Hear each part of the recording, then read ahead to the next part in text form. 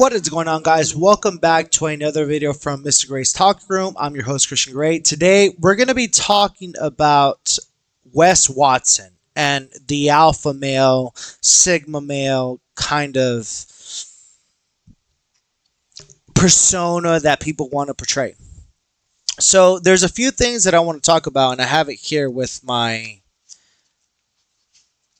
I have it here with my journal, and I say this because I don't think a lot of people know this about my personal life. I'm not an influencer. I am a podcaster. I say my opinion. Whether you choose to follow that, that's of your own choice, of your own volition. Fine, whatever. But the thing with that is that I saw Wes Watson on a interview panel with Fresh and Fit. And I think it's Myron, and then I can't remember the other guys. It's Fresh, So Myron and Fresh, right? There was on a panel of like 6, 7, 8 guys. And I see this interview panel. And I'm not against somebody stating their piece. Like that's the First Amendment, state your piece. What I am against is the way that Wes Watson presented himself. And with Wes Watson presented himself, there's a fundamental problem with that, because he is, I want to say this guy is like probably 260 pounds, 6'3", ripped, tattooed, right, bald as fuck, good beard, whatever, has millions, hundreds of millions of dollars, I presume. But he presented himself as such a fucking beta, like such a little bitch. And I can say this because I actually have a tío, which is like my second cousin, but he's a tío, right? In Mexican culture, he's my mom's first cousin. And, when he first got out of his first stint, he actually became kind of like a father figure to me. Like I had a dad growing up, but kind of like that older brother, that tío that kind of taught you not to get in the life, stay away from drugs, you don't want to be slanging or banging kind of things. And that's what the fundamental problem is. So before I get into this, I want to tell you exactly what my life was growing up, and also letting you know that whatever Wes Watson proclaims or whatever he preaches, he's essentially just a really good marketer in terms of discipline. And I say discipline in of itself. There are military men, people who have been to the military, Navy, Coast Guard, Marines, Army, National Guard, all that stuff. They're disciplined, but essentially what he's saying is, for the average guy who's a fat piece of shit, he's essentially just teaching you discipline, right? He's just being a fucking asshole. And I believe that Wes Watson is an asshole. He's not a really good motivator. He's not, depending on the way you view it, he is a condescending asshole. Condescending, patronizing, chastising. Like, there's a thing called motivation. There's also a thing called belittling. And some people love belittling. And that's perfectly fine. What I'm telling you is that when I see this guy, when I first saw him when he was still in the prison and he had that interview with Bedros Keuilian, I was cool with him. Like, all right, cool. Like, you went to prison. You did 10 years. Fine, whatever. You're the shot caller. All right, fine. I'm not against that. What I'm against is you telling or trying to treat the average person as if they're in prison, but you're also selling them this kind of prison disciplined lifestyle that they don't need to have. And before we get into it, I want to let you know exactly what Wes Watson went to jail for, so you know that I'm not trying to slander or initiate any kind of libel with them. So let's go ahead and break that down. So I'm going to do a little bit of rundown. Apparently, Wes Watson, from at least what I've gathered, On September 13, 2011, he went in for what? Assault with a deadly weapon, battery, with severe bodily injury, robbery, burglary. Apparently, he did something for. It looks like he was a drug dealer at some point before he went in. After that, I'm not going to try and go into any specifics, and I can't state with whatever other prisoner whoever did time with him. They didn't do time with him, or if they're following up with facts. But essentially, what they're saying is that he went to correctional facility outside of California in Arizona. He was in dorm living. Then he went to Norfolk, Oklahoma. Wasn't a youth or ADSEG department. Then at some point he went to La Paloma in Arizona or something like that, and then he got paroled. I'm not gonna sit here and try to debate why Wes Watson went to prison. What I'm saying is that California prison system versus Texas prison system is massively different. And I say this because I personally can tell you wholeheartedly that I have an uncle who went to prison for manslaughter, right? They took it from first degree murder, dropped it down to a charge of manslaughter, did 7 years, got out. And I lived with that uncle. I remember my grandma telling me, hey, be careful with him. Be careful with Ruben. That's his name. It's like, I'm like, but, I mean, like, if, and he, this is a thing with me with people who come out of prison, right? If you go into prison killing a man, you're either going to keep on doing it or you're going to be like, hey, I did my time, got brought down, and I want to live life straight, but I still want to have fun. If you spend 7 years on a level 4 yard in Texas, all you want to do is just party, drink, have fun, eat food, real fucking food, then okay, right? Like, more power to you. And I could tell you, me as a person who got his degree, like I have my bachelor's degree in business from Charlton. I say that all the fucking time. I grew up in a life where a lot of my cousins, or a lot of my second cousins, third cousins, a lot of my homitos, right? Like the people, like I was in 6th grade remedial English because I couldn't read well. Turns out it was the ADHD. I could write like a motherfucker, but I couldn't read well. I mean, 4 books later, right? But when I sit here and tell you this, is that there was at one point that I ended up fucking up my ability to, or my potential to get, top 10 of my class in my school. I got in a big school fight on no less any other day. It was the day that we had the student teacher basketball game, and I fucked some kid up. Some kid who was selling fucking meth or Molly or fucking dope. I don't know what the fuck it was. It was just fucking Chinese Mongolian motherfucker. I remember Billy Shishkabar. I can remember this. And Billy, if you're listening to this, fuck you, because you're a fucking dickhead. And essentially, he pressed me and I fucking knocked him out cold. Fucking Superman punched him from the top of the bleachers to the second part of the bleachers. I actually ended up cracking my principal's wrist because, like, I do self-defense. I was Taekwondo and Jiu-Jitsu at the time. And so it's like, if you're going to get me in a rear naked choke, you better learn how to fucking choke me out, because I'm going to fuck your shit up. Like, you're not just going to get me in a rear naked choke. I do this shit for a living. I do this shit now. Like, I compete. I'm a competitive jiu-jitsu athlete. So you can't just sit here and tell me that after that point, I went to alternative school, had to wear a fucking smock, any fucking brown bag specials, whatever the fucking kitchen decides to cook for me, right? And I was in there for 6 days, right? So when I tell you this is that when he was there, and he was, the one, he went to my Taekwondo practices, and, I'm fighting all that stuff.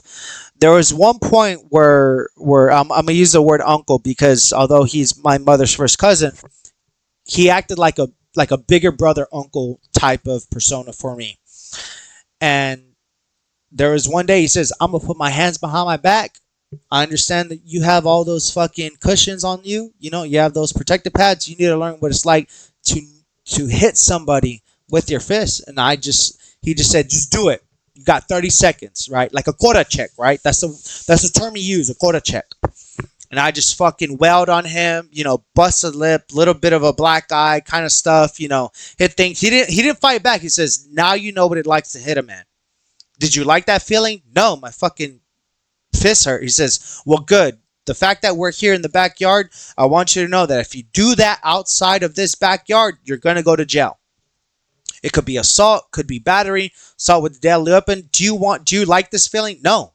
And it's a really big reason why he taught me not to be in jail or to be in county or to be in any kind of penitentiary or prison. And so with all that being said and done, as I tell you this, is that I found out a couple of years ago that he was in prison from an older cousin that I had. His name's Rick. And he tells me, I'm like, "Hey, have you ever heard from Ruben?" He's like, "Oh yeah, he's in prison right now." I'm like, "What?" I'm like, "I just saw him a couple of years ago at a pachanga with my family." He says, "No, he's in prison. He's in prison for I think it was aggravated assault with a deadly weapon." And I'm like, "What?" One of the things that I knew growing up with the 3-4 years or couple of years that I lived with him, I could tell you I was probably about 10 to about 13, maybe 14. So it'd been a few years. He got out of parole. Then he ended up working with my dad, right, on the boats. And I worked on the boats. You know, I washed 2.6, 3.4, $5.4 million yachts for $20 a piece, right? And I was also doing the dolphin watch cruises for, you know, whatever people gave me for their tips, right? Like my dad was really cool with that. And my dad, God rest his soul, he was like, "No, you can't be around other felons and you can't be around alcohol or drugs or guns. So it's like the best way you could do it is we're going to put you on a boat. You can't have guns on a boat." You know what I mean? And so he essentially instilled that I don't hang around with certain people. And I respect him to this day. Respect him so much that when I found out that he was in prison in TDCJ, Texas Department of Criminal Justice, he's in state pen. He tells me, he's like, I remember putting all the paperwork, trying to like be able to just to call this guy, like, "Hey, how the fuck did you end up prison? I see what you have on your rap sheet. Like, what happened?" And his first words, because he did 18 months in the shoe, I believe that's what he told me. He says, the first words that came out of his mouth in the first phone call, he says, "Who the fuck is on my phone list?" And I'm like, "Hey, Ruben, it's me. It's your nephew, right? It's Isaac." He's like, "How the fuck did you find out I was in prison?" I'm like, "Rick told me." And I'm like, "No shit." And I'm like, and ever since then, I put money on his books. I put money on his call list, and I don't have any problem with it. $40-$50 goes a long way in prison. And I know at that time, before his original stint, he was in a prison gang, Tango Rejon. And guys, if you listen to this now, he has a story coming to you. When he comes out, he's going to tell you this whole story, right? He'll probably clean up a couple of things that maybe I missed up a few details, but from what I have here on what I've written down on my pad is that I give money to my uncle every couple of weeks or every month just to put him in his books, because I can't imagine what my life would be like if I stayed in that same town. A lot of people in the town that I grew up in, they end up falling into drugs, or they end up slanging, or they end up banging. Maybe they have a DWI and they end up going to county, and then they become, a Vayuco. That's one of the tango orejons. You have the tango Vayucos or whatever. That particular type of prison gang is, that's what they end up becoming a part of. I don't want to be a part of that. That's not my thing. I don't want to deal drugs. I don't want to deal things. That's why I got my degree. Like, that's why I do what I do now. And so when I tell you this, is that when he comes out, he's going to give you the a much more clear story when I give it to you. But going back to Wes Watson, because obviously Texas and California is massively different. What I can tell you wholeheartedly, if if you meet a prisoner, somebody who's been to prison, somebody who's been to the pen, they're not Wes Watson in any way, shape, or form. The persona that Wes Watson gives out, it's far out of context, way far out of context. It's not even in the same way that you develop yourself. Give me a second.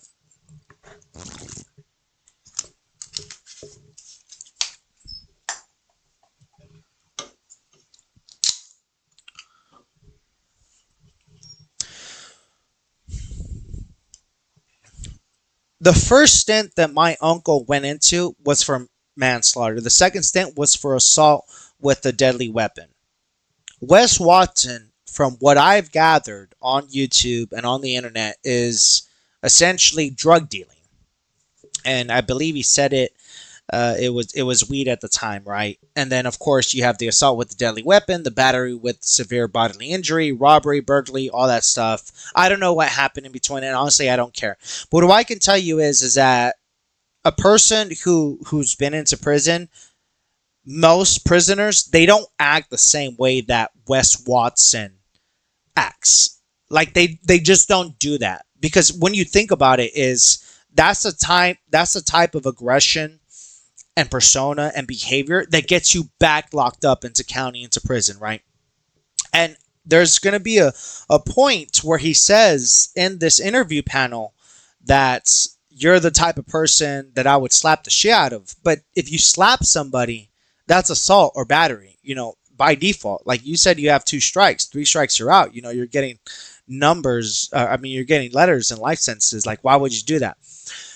All I'm saying is with this Wes Watson deal is, if you look at him and you believe that he's an alpha male, he's not. I don't know if he got his cheeks busted in prison. I know he's said on Adam 22's podcast that he's hooped some shit, put his paperwork up his butthole. You know, from what I can tell you, from what my uncles told me that I speak to on a regular basis, he says there are 3 rules that you have to follow. Number 1, no homo, no chomo. If you're gay, fuck off. If you're a chomo, it's on site, right? But now they're protected under that Prison Rape Act. The second thing is mind your own business. And the third thing is don't touch anything that's not yours. If you can follow those rules, you'll cruise on by. And of course, you have some people who depress you, right? You do your quota check, which essentially, you get fitted in, which is essentially you got to fight somebody under the cameras and whatnot.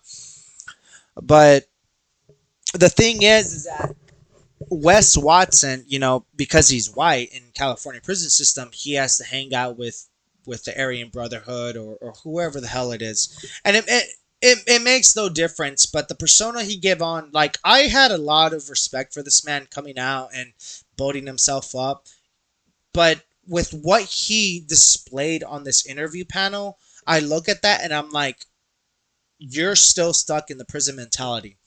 And what he says on his thing is how to break out of the how to break out of your mental prisons and smash your fitness goals. Mental prison is you're undisciplined. Smash your fitness goals goes back to discipline, is you're just a fat fuck who doesn't work out. Right? Let's just say this. Free mental prisons, smash fitness goals, you're just a fat fuck that doesn't work out. And Andrew Wilson, the way he carried himself, I pay respect to the man because it's absolutely right. Like, anybody who's been to prison is they don't want to go back in there, but his behavior is portraying that whether he did the hard time, whether 10 years or not 10 years, parole, not parole, probation, no probation, it's showing and conveying that he is ready to go back, right? Like, you're ready to hit somebody because he beat you in a mental battle. He beat you with words. The pen is mightier than the sword, right? And why would you want to follow somebody like that, right? I'm not sitting here shitting on whatever prison time that Wes Watson did. What I'm shitting on is the fact that he's selling you a lot of, you know, his coaching programs, mentoring programs, and all he's doing is just being an ex-prisoner, an ex-con that belittles you. They don't do that. They push you. Yeah, they may be hard on you, but they don't make you feel insignificant. You know what I mean? And I will say this, he's a good marketer for the pieces of shit that can't discipline themselves. So let's go ahead and get into it. Have materialism. It's not against Christian ethics to become rich, become wealthy, but I just think it's all beside the point, ultimately.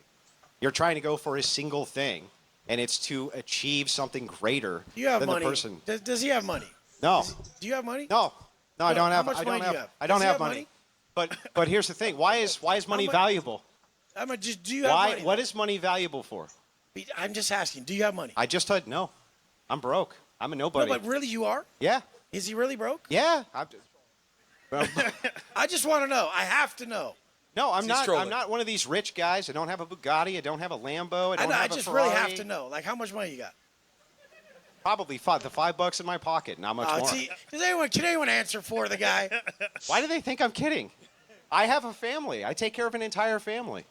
That takes a lot of money. He's doing all right. Okay, but okay. This is the thing, you guys. If you ain't fit, you can't say it's not all about being in good shape. Why not? If you don't have money, you can't say it's not all about money. Yeah, why not? But if he does have money, he can say that. Why not? Why can't you say? Why must you have the thing before you hang on? Let me ask the question. Because hypothetical is hypocritical. Let me ask the question. Hypothetical is hypocritical. How do you even know what I was going to say before I've even been allowed to ask the question? I know what you're going to say. Then what was I going to say? You're going to say, why can't you ask the question? Okay, so that's not what I was going to say. What I was going to say is, how in the world can you create a standard that it's inappropriate to ask somebody, how come if I don't have X thing, because I don't value X thing, does that mean X thing is actually valuable? You've never experienced it, so you can't speak about it. You think that I haven't experienced wealth?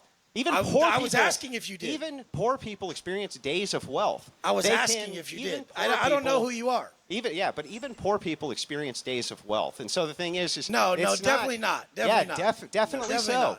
Definitely so. I've lived the lowest lows and the highest highs. Well, what's the distinction? After you make X amount, hundreds of thousands of dollars, if you look at these studies done on this, it does not. I don't fit no fucking studies. It does not hugely improve a person's life. Are you proud of who the fuck you are? Why don't you even let me proud?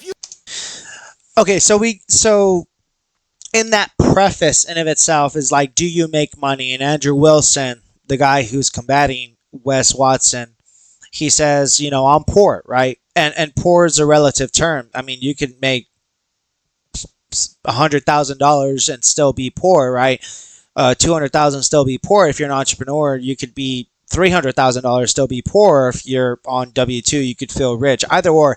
I don't know how much money Andrew Wilson's make, but I do know that Wes Watson makes millions off his mentorships and whatever other courses that he delivers for like $47 a month.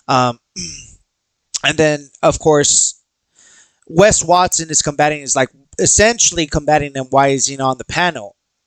I'm not against Andrew Wilson saying, hey, essentially humbling himself because he's a man of God, right? He's a Christian and he has a family. He has $5 in his pocket. Does that mean that Andrew Wilson, can't pull out his Amex card if he has one, the gold or the silver platinum card, and pay for a $2,000 dinner and write it off? I don't know that. But when it comes to the bantering, is that Wes Watson is viewing everything as terms of money. Well, going into that is that Andrew Wilson is saying it's not all about the money. I have a family. So as we get back into this, I want to let you know is there's going to be a point where you make a certain amount of money and then it's like, yeah, you make your next $100,000 or next 50 grand or next 10 grand. And you're like, oh, that's good, right? You make 10 grand a month, 10 grand by 12 months is 120,000. that could be rich for some people, for someone single, but for someone who has a family, that's all relative. So all I'm saying is I'm not combating what they're saying in terms of money. What I'm combating is how Wes Watson is trying to belittle someone that he doesn't make as much money as him. Hypothetical is hypocritical. Well, some people don't care about materialism. Some people can ride a 2001 Grand Marquis 4-door sedan and they're perfectly fine with it. They don't need the Phantom. They don't need the Rolls Royce because that's not what makes them happy. If you look in the mirror, would you guys say this motherfucker's proud of who the fuck he is? That's a bag of trash, dude. Pull your fucking shirt Because off I've been- and tell me you're fucking proud of Because yourself. I've been to fucking prison? Jesus Christ, Because look I've been at to you, prison? bro. You got 10-inch arms and tits. Men don't have tits. No, you they guys. go to prison where they get fucking Fuck yeah, where they get do. raped up the ass. You've never been to prison. Look, That's you're what talking about shit you happens. don't know. They go to prison where they get let's do raped. Now you get your ass Hold on, beat hold in on, front hold of on. You think that everybody. that's better? Guys, You think that that's better? Let's let him give his definition of success, and then Having tits and 10-inch arms Let's- is what a let's- man is, let's you let him- guys. let's let him get Please his- don't listen to that. Wes, let's let him get his thing out, and then Tits. We can have different opinions. Yeah, Titties. Anyway, back to where I was at. Boobs. Yeah. Okay. Prison. But anyway, if you want Fuck yeah. if you want to follow the successful mantra of a man who tells you he's reformed from prison, understand why they might have gone there to begin with. And To take yes, care of a I do think that a rejection of materialism is something missing in society, and I do think that true wealth is the family, and I think that true wealth is having a wife, and true wealth, that is what I think it is, and that is what I think truly success is being able to go home and look your family in the face and know that you're doing everything you can to support them. That's And then what when I you think go to the success beach is. with your family, they're like, there's my stud dad right there standing there. Do you have- that stud right there with do his you shirt off? do you have children? Look at that Do stud. you have children? I do have children. How many? I have 2. You have 2. So are you saying that your Bugatti and your money and everything If else they is saw me worth more standing than your there, they'd be children? like, my dad's a superhero. Look what he brought to the table. Look how hard this guy works. He came from Sure. nothing to this. Yeah. He's, God damn it. You're still whining. Stop whining that and is just a make an product. argument. Dude, I'll smack your fat ass. So you're gonna attack. Straight You're gonna up. attack me. all right, No, but all right. dude, We can move on. nobody's All right. Do you whining. usually attack This armed is men how in I Florida? talk, bro. Dude, All right. look Let's at just- your goddamn self. Okay, Guys, well, guys, I've never guys, seen such a please. pathetic motherfucker. Wes, in my Wes, Okay, life. well, let's chill out a little I'll- bit, man. A little bit. Okay, so with that being said, Wes Watson's argument is about money, right? Argument, take care of your family, fine, whatever. And then Andrew Wilson is combating him as like, hey, like, I do take care of my family. That's the whole reason why I try to make as much money as I am. And I'm poor. He doesn't disclose how much money he makes, and otherwise he wouldn't be on the panel. So I presume he at least makes 6 figures, whether it's 100,000 or 999,000. I don't know, but it's enough to support that work. He's not taking away from supporting his family. Wes Watson is thinking as from 6 figures to 7 figures, where I can give my kids whatever I want. I don't have to worry about this. I can have the biggest mansion, best cars, best clothes. That's fine. And you see there's a difference with Wes Watson's clothing that he wears and Andrew Wilson's, and that plays a big part. But it also goes back to the fact that Wes Watson is trying to belittle Andrew Wilson for his physique, the way, like, whether he does work out or he doesn't work out, he's just some. If you look at that guy, he's just some Joe Schmo, right? Instead of, Mr. Casanova, like Wes Watson proclaims to be. But even in that thing is that there's a sudden point where that's not your client. Wes Watson, that is not your client. Andrew Wilson's not your client. You can't tell him to go work out. Yeah, he make money doing whatever the hell that he does, but that's not your client to treat him as a way your client. A client pays you to essentially coach or consult them on how you want them to get to your status. That's fine, but that's not your client. That's what I would call an acquaintance. That's what I call somebody of the similar nature, whether it's financial or whether it's social. Either way, you don't just go up disrespecting that. And we both know that Andrew Wilson probably or may not have the capability to defend himself, but still, on a panel, on a coaching panel, on a event panel, you don't just go out and blatantly start disrespecting somebody because they don't do as much burpees or push-ups as you. I could tell you point blank, Andrew Wilson doesn't have a best physique. If he's 40, I mean, he looks 52, but if he's 42 or 41 and he doesn't do push-ups, I could tell you as a man that me who trains in combat sports and trains like at least 4 days out of the week, whether it's jiu-jitsu or training or lifting, that's not good for his health because I guarantee you, in my opinion, that Andrew Wilson probably has, maybe he's pre-diabetic, maybe he has some COPD, emphysema, high blood pressure, high cholesterol. I could tell you that. So I understand where Wes Watson's coming from because looking at Wes Watson, this motherfucker is like 6'2", 6'4", 260, 70 pounds. He looks like he's on some TRT or Tren or steroids, but still, I look at him and I'm like, even with those caveats, it's like you're out here trying to belittle a man because he's not of your physical nature. Well, that's not in his goal. Maybe he wants to die at 60 years old and leave his family whatever fortune that he created, but you're trying to implement to this man in public that you're not as fit as I am. The person that's the most quiet, the quietest person in the room is actually the person that you should be concerned about. So let me bring back, let's put aside to Wes Watson being in prison, and let's put aside that Andrew Wilson is a Christian. What I can tell you is the person that does not want to initiate fighting is the most dangerous person because they can defend themselves. And I can tell you this is I've been in my fair share of bar fights. Mama, I'm sorry if you're hearing this, but essentially is when I was single and I didn't have, I spent, what was it? 2020, probably about 2020 to about 2023, I spent about 3 years alone, right? I didn't have a girlfriend. I didn't have a side chick. Maybe I had some like one night hookups that I was able to seduce a girl.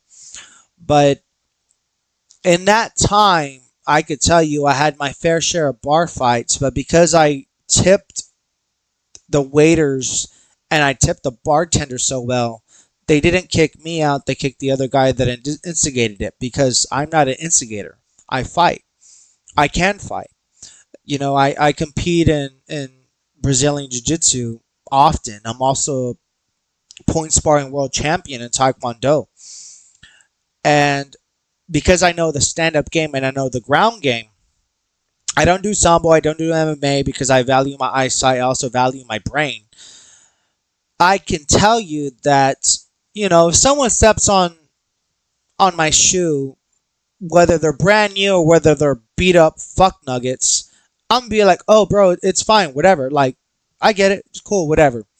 Most of the time person buys me a shot, buys me a drink, or they just fuck off.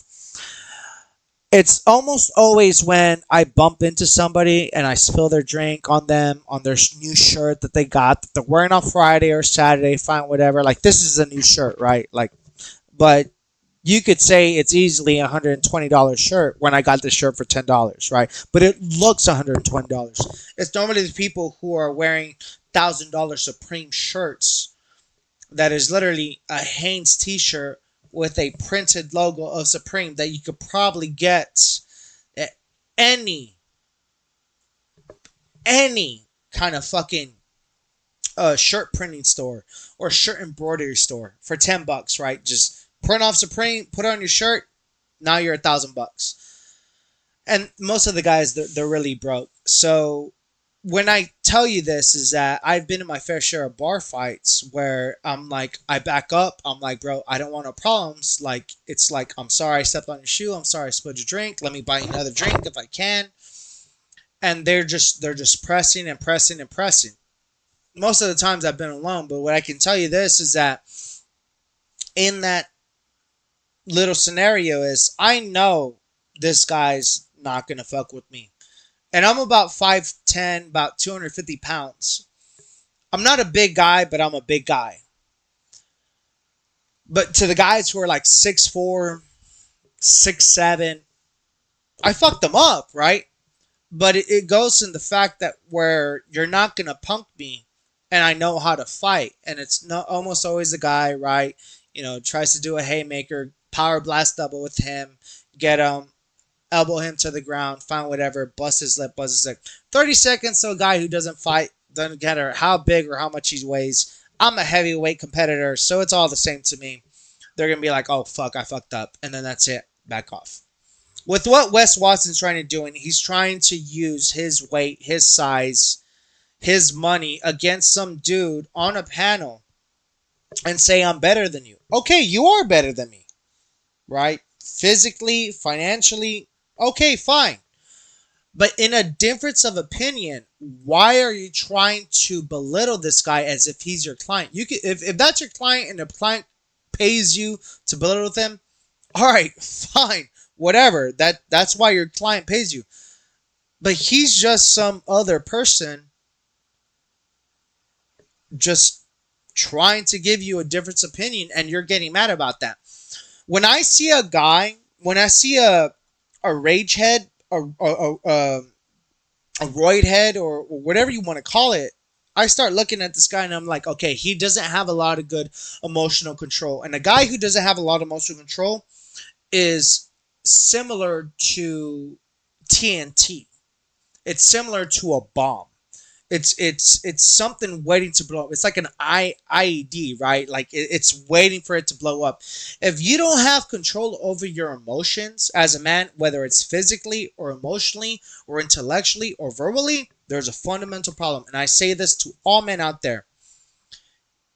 The pen is mightier than the sword. And if you can get into someone's head, which is what Andrew Wilson's doing to Wes Watson, you already have the edge. Even if it's not physically, still, like, you're going to be the man that wins the argument. Even if you got your ass beat, it was the fact that you got this guy so tuned up that he wanted to beat your ass because he couldn't beat you with words. And words matter. Why do you think comedians exist?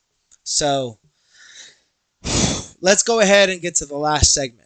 He wouldn't do shit. All right. Here's the thing about life. No. You shouldn't talk shit. You shouldn't back up. No. You shouldn't. In all reality, if you ain't willing to do something about it, If you guys, how about this? I won't even address the guy one more time. I won't address him. If you guys want to go back and forth, what we could do is instead of name calling, we can have a civil debate on materialism if you guys want. I think the audience would enjoy that more. Yeah. I made my point. You know, I was just saying my point without even bringing him into it. If you guys want to have that discussion, I'd be happy to facilitate it. I mean, it's kind of an impromptu thing, There's but no we can point. do it. Why would I want to make a point to some loser like that? That's not anyone I would make a point to. My people don't look like that. So you can't debate your worldview? Dude, look at you, dude. Yeah, You don't what even does that have to do with your worldview? You don't even fit the world standard of what I even believe in. Yeah, bro. but this is why you pit your worldviews against Dude, other you're people. You're a bag of trash, dude. You bro. just keep talking shit, but you can't. You literally can't defend your own ideals. Dude, you haven't even seen my content, what I've done, bro. Well, I've done that's why more we than you can imagine. have the debate right now. Yeah, so no more arguments. We can't have any more arguments. Okay, no more. Okay, you guys, you run the place. No more F-bomb, no more arguments. Yeah, appreciate everybody coming out tonight. We managed to bring some blood sports, even though we weren't trying to bring blood sports, but we still managed to bring it a little bit. So milk squirts, not blood sports. Yeah, but I mean, I don't know. You were Lactation. You were kind of spurging pretty hard. Lactation. Kind of spurging pretty hard. You're still spurging. We gotta move forward, guys. Still spurging, dude. Okay. So as you can see there at the end of the debate, Wes Watson is just trying to insult Andrew Wilson and saying that he's not man enough because he doesn't have the physique of what Wes Watson proclaims a man should look like. And I'll say this: there's a bit of a caveat. If you are a middle-aged man and you don't train, you're not in combat sports, and you don't lift, or at least do some judoka or jujitsu or sambo, anything like that, yeah, you are a bit of a bitch because you can't even defend yourself if you're taking your wife out in downtown Fort Worth, that's where I'm from, and some person tries to press you and you can't even defend your wife. There's a fundamental problem with that. I see that. I see where Wes is coming from. But also that how Andrew Wilson acknowledges physique is not his biggest thing or objective that he wants to pursue. Okay, fine. That's of your own objective. So if you want to have the high cholesterol, high blood pressure, fucking emphysema because he smokes a whole bunch of cigarettes and, be fundamentally poor in comparison to all the other influencers, fine, do that. But he's taking her family and, he knows how to delegate the money that comes in and goes out. And Wes Watson is trying to antagonize him and try to get something out of him. That's where Wes Watson fucks up. He's not an alpha male at that point. If you're standing up and yelling to the audience and everybody, showboating, the showboater, the aggressor, you lost all respect because you're more concerned about how someone looks on the outside of what they're doing intrinsically. So extrinsically, it's all about the money, the fame, and your broad. Andrew Wilson's on the opposite side of that. But if you can't debate somebody or delegate or facilitate or even, what's the word? How to take care of a situation. There's a particular word that's for it. How to fuck, I have to look for this fucking word on my fucking podcast right now. How to